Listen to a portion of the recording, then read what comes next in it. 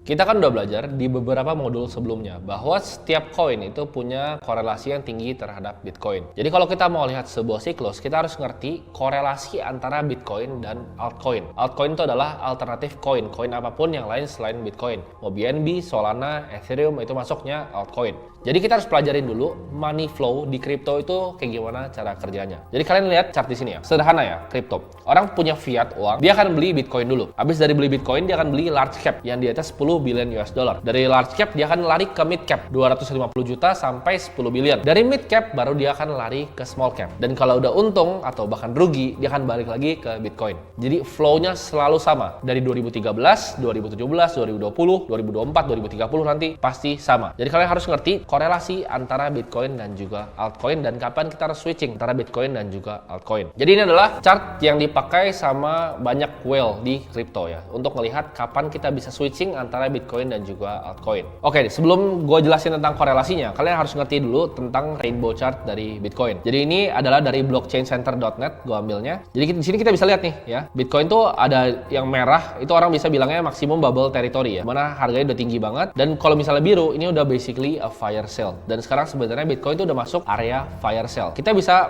lihat lebih lanjut itu sebenarnya di mana ya korelasinya. Adalah kita lihat di sini nih, altcoin season index. Jadi ini gue suka banget pakai tools ini. Nah ini kelihatan nih di sini antara pergantian dari namanya Bitcoin season ke altcoin season. Karena uangnya gue bilang kayak tadi, flow-nya selalu sama. Fiat masuk ya, mau dari stablecoin, USDT atau US dollar, dia akan masuk ke Bitcoin dulu. Bitcoin large cap ke mid cap ke small cap balik lagi ke Bitcoin. Cara ngeliatnya gimana? Kalau misalnya Bitcoin season ini udah turun mendekati ke angka 0, itu saatnya switching. Karena di saat ini, para whale kalian perhatiin, itu mereka di saat udah bawa dekat nih, di 6 sini ya. Ini menandakan Bitcoin season sama altcoin season. Kalau udah di 6, lu jual Bitcoin lu, beli altcoin. Jadi sekarang kan masih di sini, gue masih pegang nih ya posisi Bitcoin gue. Tapi kalau udah turun ke arah 10, 9, 8 ya, nanti kayak siklus sebelumnya nih, apalagi udah dekat-dekat sini nih, udah di 2 tuh, 16 September 2019. Kita lihat juga nih 3 Desember 2020. Itu akan ada ntar bull market yang gila-gilaan di semua altcoin. Jadi begitu dia turun, nanti ke mungkin di 10, 9, 8, gue baru mulai lepas nih Bitcoinnya untuk switching ke altcoin. Tapi selama masih dari turun dari altcoin ini kita belinya Bitcoin. Jadi begitu Bitcoin season ini tulisannya turun di sini, kita switching ke altcoin. Begitu altcoin seasonnya naik ke tinggi mendekati 100, kita switching ke Bitcoin. Jadi kalian selalu lihat chart ini aja.